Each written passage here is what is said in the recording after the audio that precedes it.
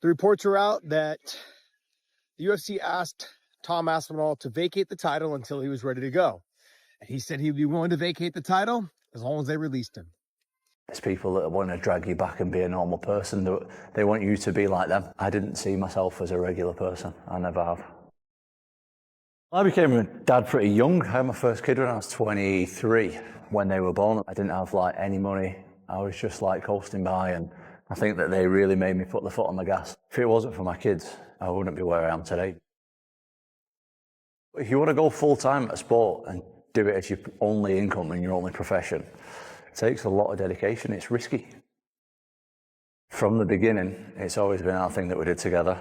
I've said it loads of times. If my dad wasn't involved with this, I wouldn't do it anymore. He's been at every single fight, near enough every single training session. I know that it's something we'll do to the end together.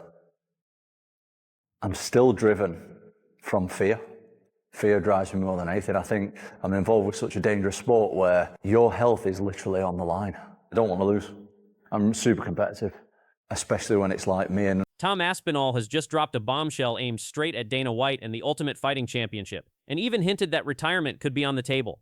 After devastating eye injuries, he revealed the fight business isn't what you think. Fighters are replaceable, and the organization doesn't care if your life is changed forever. It's been a shit show since the John Jones coming in, not wanting to fight, the interim champion, which was Tom Aspinall at the time, and then fighting Stipe. No disrespect to Stipe, but it was just, John had something in mind, and the UFC didn't squash that. They allowed that fight to happen, and it just led into this thing where the heavyweight division's been on hold since the John Jones debacle. Reports even say the UFC asked him to vacate the title, and Aspinall says he'd only do it if they released him. He still struggles daily. 32 eye drops, dizziness, black spots in his vision, and even playing with his kids is a challenge. I love martial arts. I'll never stop loving it, but I just hate the business, he said. With retirement whispers looming, Aspinall's future is hazy, but his message is crystal clear. The man is a warrior, and the fight business better pay attention.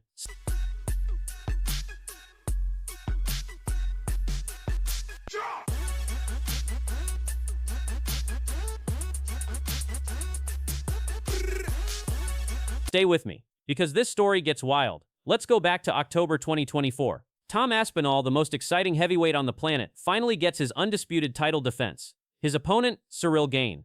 The fight was supposed to be a coronation. It turned into a nightmare. Within the first round, Gane poked Aspinall in the eyes. Not once, not twice, but multiple times. Fingers going knuckle deep into Aspinall's eye sockets. The fight was waved off as a no contest.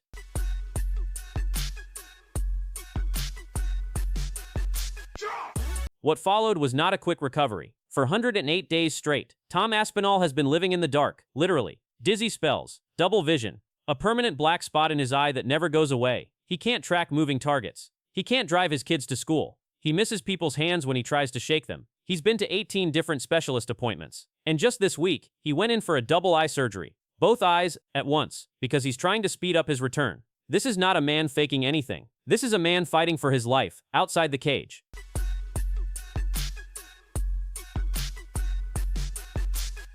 Now, while Aspinall is literally recovering from eye surgery, lying in pain using 32 eye drops a day, this happened. A random account on X posted, and I quote, "From my understanding, Tom Aspinall has not only vacated his title, but he has also been exiled from the UFC roster by mutual agreement. And somehow, this reached former UFC fighter Josh Thompson, who repeated it publicly. He claimed the UFC asked Aspinall to vacate, and Aspinall said fine, but release me so I can go box. The MMA internet exploded. Was Aspinall gone? Was he stripped? Was he heading to boxing? None of it was true."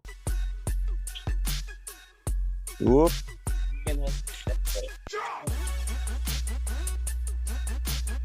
That eye's blurry as well.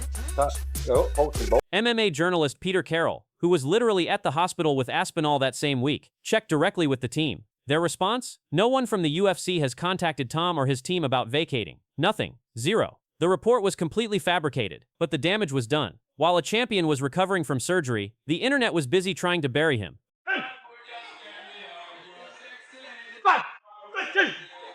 But here is where Tom Aspinall stops being a victim of this story and becomes the most honest voice in MMA right now, because Tom didn't stay silent. Speaking to Uncrowned, right before his surgery, the UFC heavyweight champion dropped a bombshell message that the whole sport needs to hear. He said, and this is a real quote, "I'm not even thinking about fighting at the minute. All I'm thinking about is getting my health right. Then he went further. He said, "I love martial arts. I absolutely love it. I'll never stop loving it, but I just hate the business. Fighters are completely replaceable, and the business will make you feel like that any chance it gets. Even if you get hit with an illegal move that could affect the rest of your life, they don't really give a spee, and no one else does either." That right there, that's not a retirement speech. That's a warning shot. Tom Aspinall is telling Dana White, telling the UFC, telling the entire MMA world, you have pushed this man to the edge. He went through the most devastating injury of his career, spent 4 months barely able to function, and instead of getting support, he got doubted, dismissed, and dragged online, and he is not okay with it. Now let's talk about Dana White. Because when reporters asked Dana about Aspinall's condition,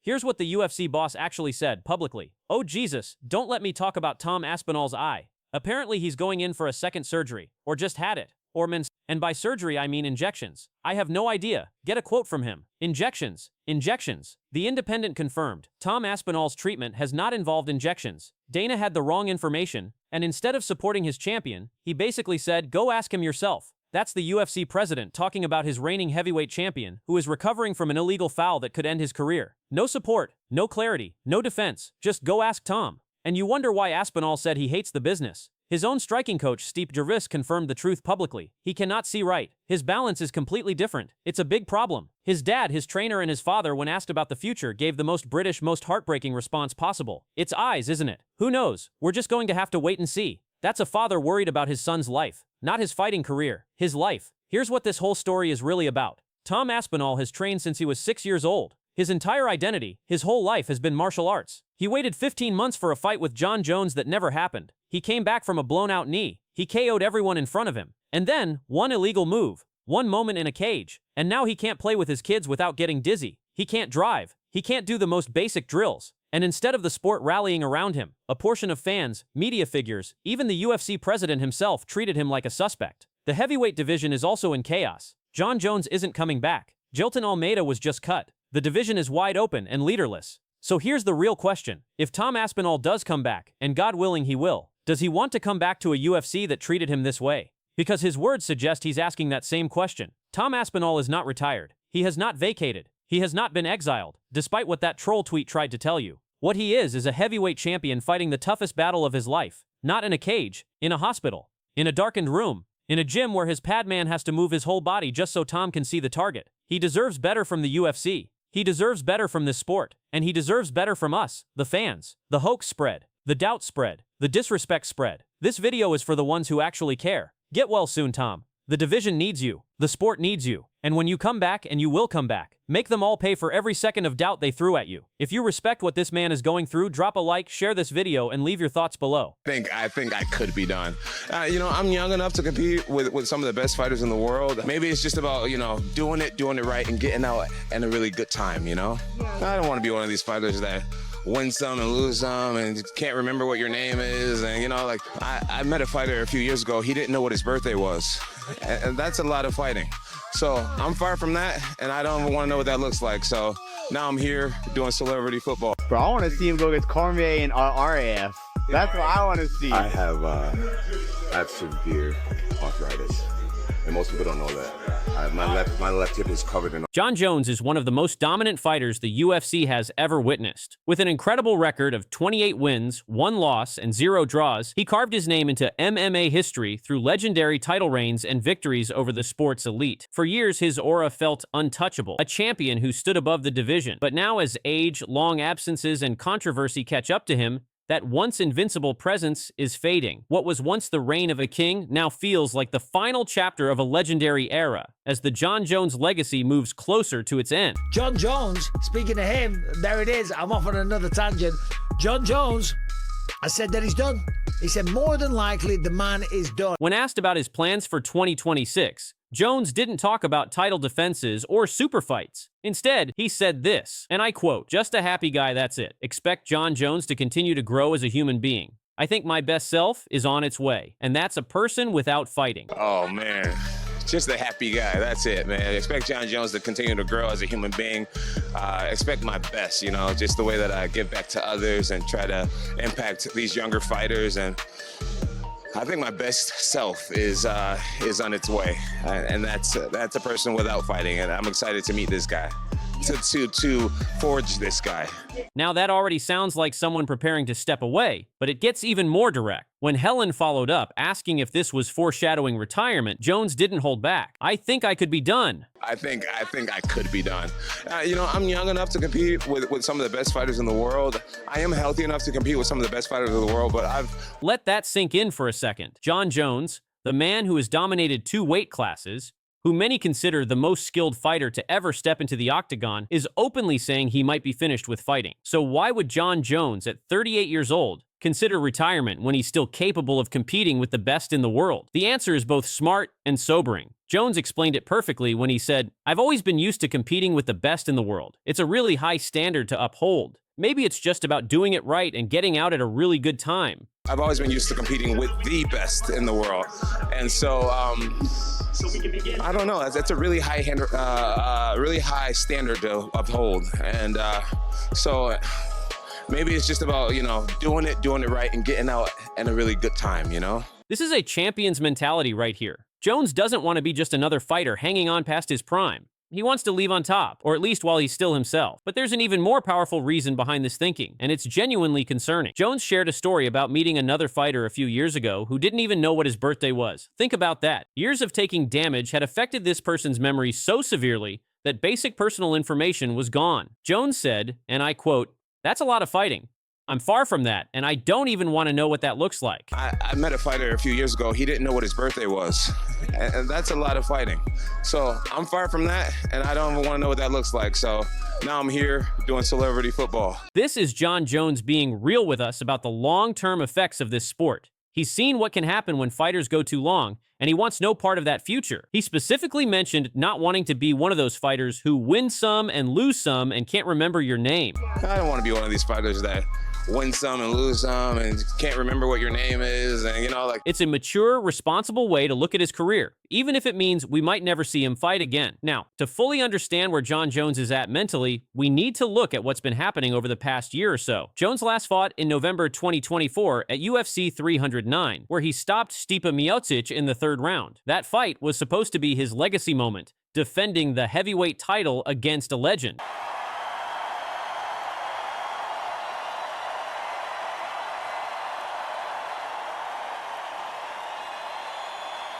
But things got complicated after that. In June of last year, Jones actually announced his retirement from the sport. The UFC even promoted Tom Aspinall from interim champion to undisputed heavyweight champion. There was talk of Jones potentially facing Alex Pereira at the White House event, which would have been absolutely massive. But UFC CEO Dana White shut that idea down multiple times. Essa é a melhor aposta? Não, queria super luta. No, I want a super fight. Oh, super fight at heavyweight. I can think of one Wow, name. Derek Lewis? It's Aspinall, man. Bom, não sei se, Casa Branca, Jon Jones. Jon Jones. Super luta. At the White House, Jon Jones. That's a super fight. All right, so he's Adding another layer to this story, it was recently revealed that Jones needs a hip replacement due to severe arthritis from his lifetime in combat sports. So even though he says he's healthy enough to compete, his body is clearly telling a different story. All of this context makes his latest comments even more significant. This isn't just talk. This is a man genuinely wrestling with the decision to walk away. Powerful leg kick that was. Jon Bones Jones.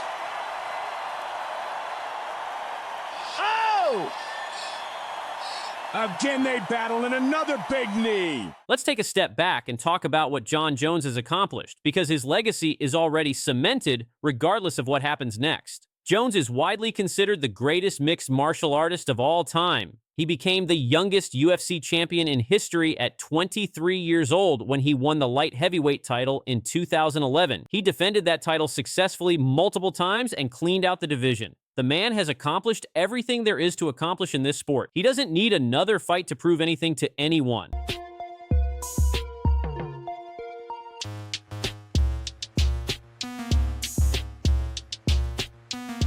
What's interesting about this interview is that Jones seems more focused on his life outside of fighting now.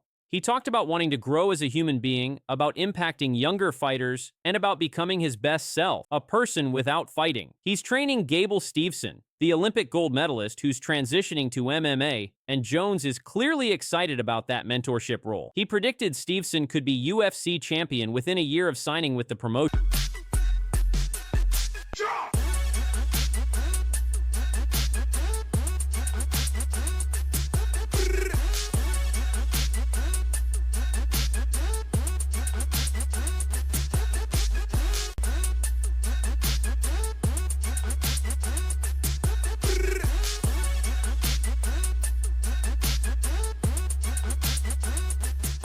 A Jones versus Aspinall unification fight was something Dana White guaranteed would happen, but it didn't. And with Jones now leaning toward retirement and Aspinall dealing with a recent eye injury, that fight is looking less and less likely. If Jones officially retires, it clears things up. Aspinall can move forward as the undisputed champion, assuming he recovers from his injury, and the division can finally move on without this constant speculation about what Jon Jones is going to do. He's been through a lot in his career, both inside and outside the cage. He's had his share of controversies and setbacks. But now, at 38, he's talking about becoming a different person. He said he wants to be remembered not just as a fighter, but as someone who gave back, who impacted younger fighters, who turned his life around when it mattered most. I'm excited to meet this guy, to forget this guy. I've beat a lot of legends from your country, my friend. I know you'd love to avenge the boys, but boy, would you be a good one to add to my list. Be careful what you wish for. Chamba. Gravação aqui na borracharia. Chama. I'm at a place now where, you know, like I want to take what I find to be super fights.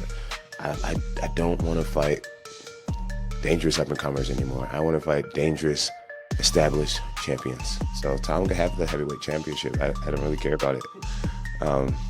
That my value doesn't lie in belts anymore. I've created something much bigger. I want Pereira. Those 5 words from Jon Jones have sent shockwaves through the MMA world. The former 2-division UFC champion has fired back with a massive bombshell message in response to Alex Pereira's latest call-out, and the tone was nothing short of chilling. In a video posted to his Instagram story, Jones made his intentions crystal clear, reminding Pereira of his legacy and issuing a stern warning. "I beat a lot of legends from your country, my friend." With those words, Jones didn't just respond. He escalated the rivalry and put the entire MMA world on notice. Why not fight against Pereira, a guy who's the same age as you, and we walk around the same exact size? Right now, I had to eat a big breakfast because I'm getting underneath 235.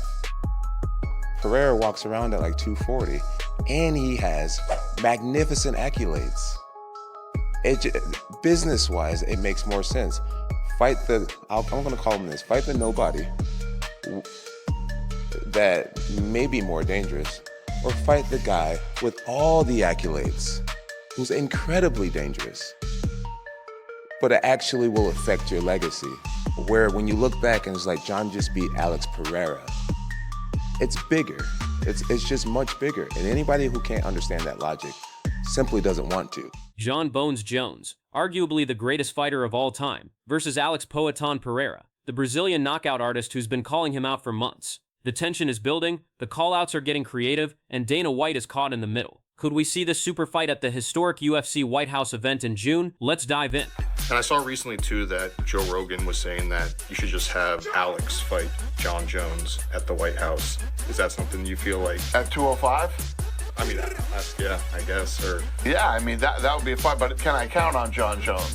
Yeah. Can't have Jon Jones doing something bad or pulling out of the fucking White House fight. Alex Pereira recently traveled back home to Brazil, and he didn't just go for a vacation. He visited the tire shop where he used to work as a 12-year-old kid, earning just 68 pence a day. It's a humble reminder of where he came from. But Pereira being Pereira, he turned this nostalgic trip into a calculated call-out. In a video posted to his social media, Pereira filmed himself at the tire shop saying, "We're here in the tire shop, chama," using his signature catchphrase. Then the camera panned to show a tire with Next Jones UFC written across it. A hammer leaned against it with Poatan freshly written on the handle. Gravação aqui na borracharia.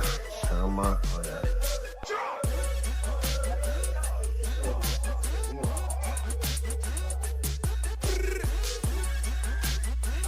Volta pra trabalho na borracharia, velho. This wasn't subtle. This wasn't a hint. This was a direct challenge to Jon Jones, and the MMA community went absolutely wild. The creativity, the symbolism of his humble beginnings versus fighting the greatest of all time, it was perfectly executed. And here's the thing, this isn't the first time Pereira's called out Jones. He's been pushing for this fight for months, especially for the UFC White House card in June. Alex, you're looking great. Who do you want to fight next? Jon Jones, watch your house. Chama. Jon Jones wasn't about to let this slide. The former champion saw Pereira's video and responded with a message that was equal parts confident and menacing. In a video posted to his Instagram story, Jones said, "I beat a lot of legends from your country, my friend." I know you'd love to avenge the boys, but boy would you be a good one to add to my list. Be careful what you wish for. Shama. I beat a lot of legends from your country, my friend. I know you'd love to avenge the boys, but boy, would you be a good one to add to my list. Be careful what you wish for. Chama.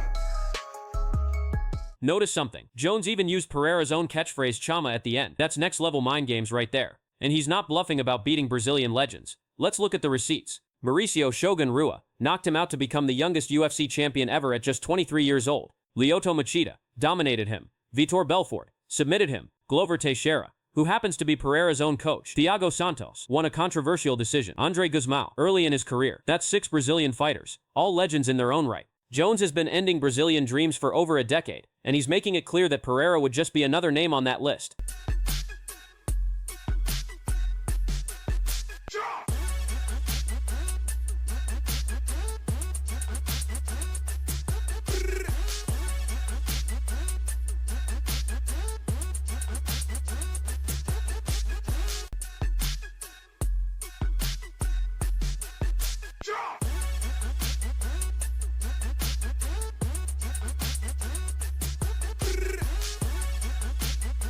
Now let's be fair to Pereira, because his record is absolutely incredible. He's a 2-division UFC champion, middleweight and light heavyweight. He was also a 2-division champion in kickboxing before that. In 2024 alone, he defended his light heavyweight title 3 times in just 7 months. That's insane activity for a champion. His knockout reel includes Ron, Israel Adesanya, Jerry Prochaska, twice, Jamahal Hill, Sean Strickland, Khalil Roundtree Jr., and most recently, he knocked out Magomed Ankalaev in just 80 seconds at UFC 320 to reclaim the belt. Amateur debut content.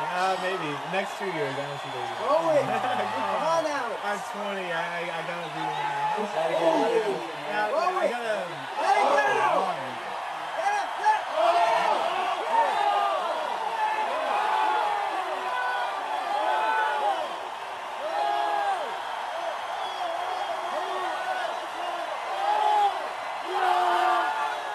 What do you think about Dana White saying Tom didn't continue? I mean, he had Tom bloodied up. Tom didn't want to continue in the fight. Well, listen, I didn't continue. I'll tell you why I didn't continue. Because I'm not a dummy. Like, I'm not going to go out there and fight one of the best strikers in the world if I can't see. That's fine. If you get punched or kicked in the eye, that's fine. If you get double eye poked in both eyes and you've got no vision because of a foul, why should I carry on? So some dummy can look and say, oh yeah, Tom just got knocked out. I ain't going to fight if I can't see anything because of a foul. If it's a little illegal move, we have to fight through it. That's what we do as fighters. So you're not too happy then on what the president of the organisation is saying? Well, what do you think?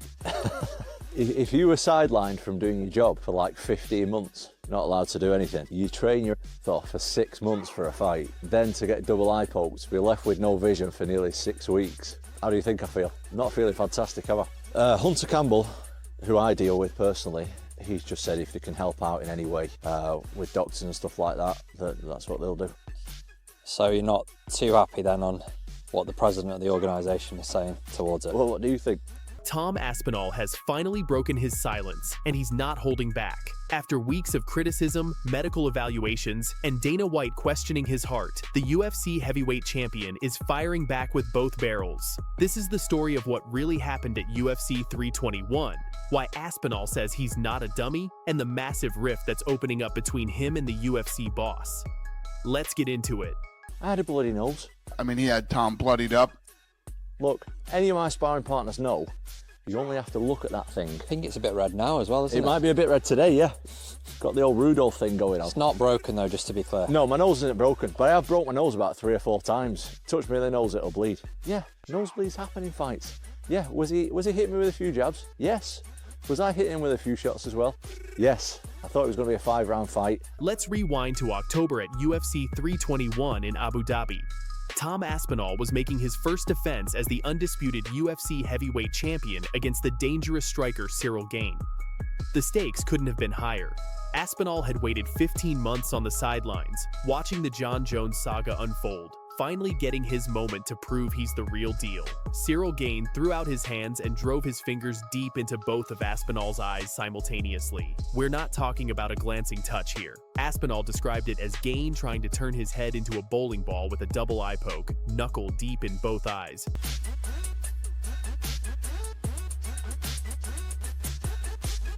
Now here's where things get spicy. At the post-fight press conference, Dana White didn't exactly rush to Aspinall's defense. In fact, he did quite the opposite. Dana told the media, "I can't make people fight, and you definitely can't make somebody continue if they feel they've been injured." Only Tom knows what happened. Could he see? Couldn't he see? Could he continue? Only he knows that. I can't make people fight, right? If I want to put together a fight, I can't make people fight.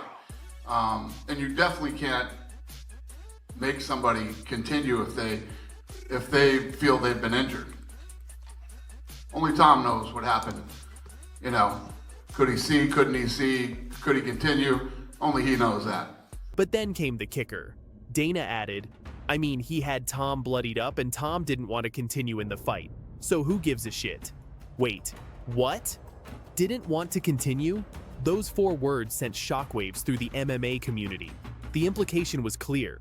Dana was suggesting that Aspinall quit, that he took the easy way out, that maybe he wasn't as tough as everyone thought. I mean, he had Tom bloodied up, and you know, Tom didn't want to continue in the fight, so the rematch is very interesting. But silence has its limits, and Tom Aspinall reached his breaking point. In a new YouTube video, the heavyweight champion came out swinging, and he had a message for Dana White, the haters, and anyone questioning his toughness. When asked directly about Dana's comments, Aspinall didn't mince words. Well, listen, I didn't continue. I'll tell you why I didn't continue. Because I'm not a fucking dummy. Like, I'm not going to go out there and fight one of the best strikers in the world if I can't see with double vision with any eye. Well, listen, I didn't continue. I'll tell you why I didn't continue. Because I'm not a dummy. Like, I'm not going to go out there and fight one of the best strikers in the world if I can't see. With double vision. With any eye. Look. He continued, if you get double eye poked in both eyes and you've got no vision because of a foul, why should I carry on? So some dummy can look and say, oh yeah, Tom just got knocked out. Because I ain't gonna fight if I can't see anything because of a foul. If you get double eye poked in both eyes and you've got no vision because of a foul, why should I carry on? So some dummy can look and say, oh yeah, Tom just got knocked out, because I ain't gonna fight if I can't see anything because of a foul. And here's the key distinction Aspinall made. If it's an illegal move, we have to fight through it. That's what we do as fighters. But when it's a foul, why am I going to put my health at risk when I can't see at all? If it's an illegal move, we have to fight through it. That's what we do as fighters. But when it's a foul, why am I gonna put my health at risk when I can't see at all? This is huge. Aspinall isn't just defending himself. He's calling out the entire system that expects fighters to sacrifice their long-term health for entertainment. First, he released his actual medical documentation showing significant trauma to both eyes, double vision, and symptoms consistent with serious ocular injury. Specialists placed him under strict orders. No training, no physical activity, just rest and recovery. Surgery is still on the table as doctors evaluate the damage over the coming weeks.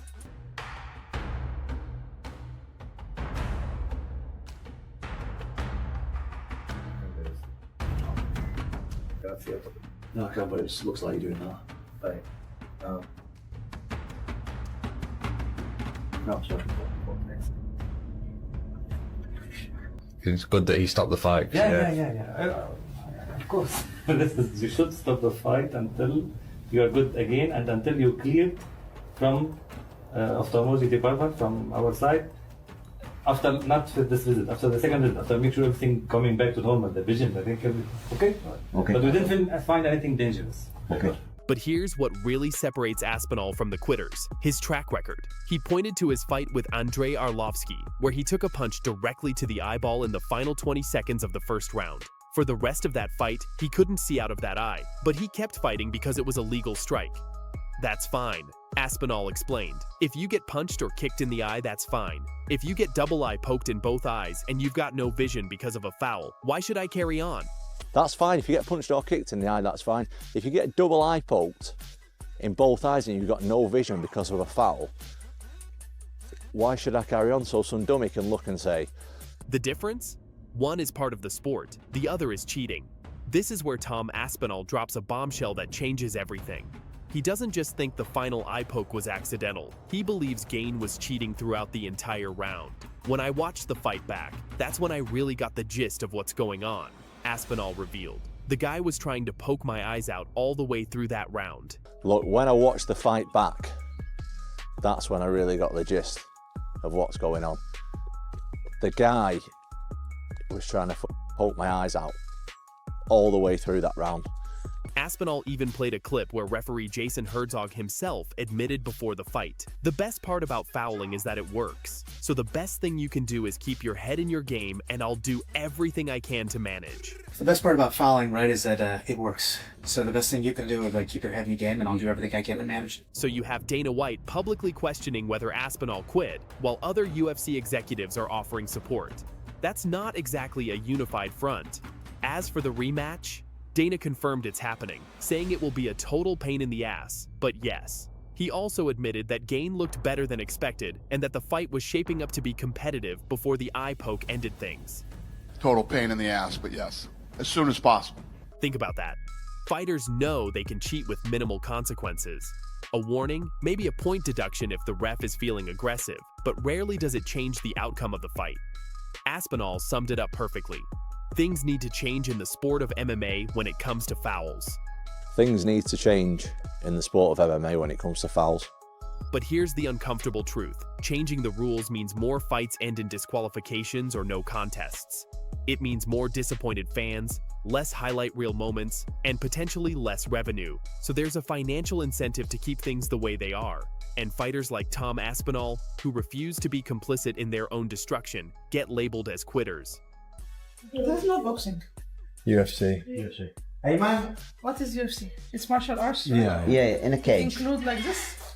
No, that's illegal. That's illegal, right? Yes. Not supposed to do that.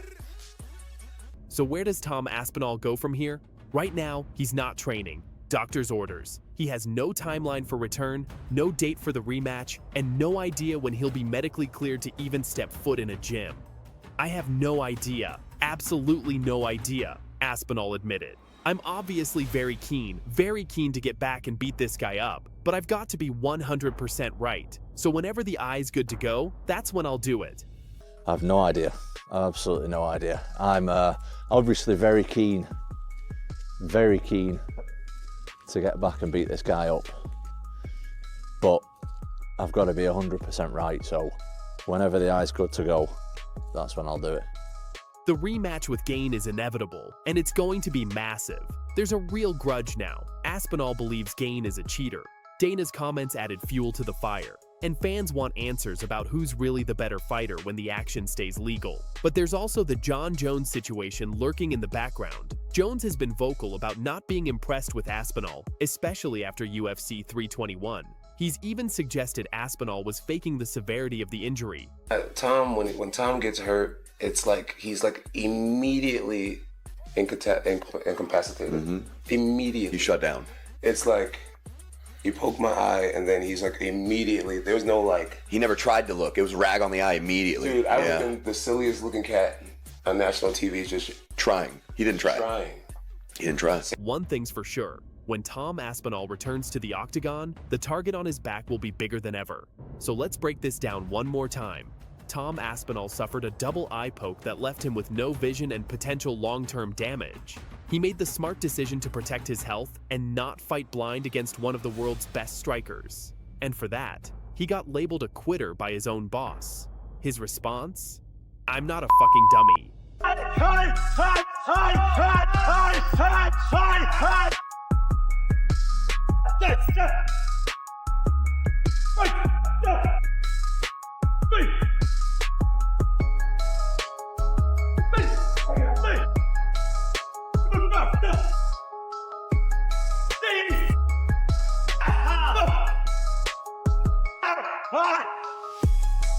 Look, when I watched the fight back, that's when I really got the gist of what's going on. The guy was trying to poke my eyes out all the way through that round. Multiple exchanges, nearly every exchange that I could put him in danger. He had his fingers out pointing towards my eyes. The guy was cheating from the first second. And the way that he wanted to win that fight was to have me compromised by cheating. My thoughts on him, I think he's a big cheater. Look at all his fights. Even Jon Jones himself, even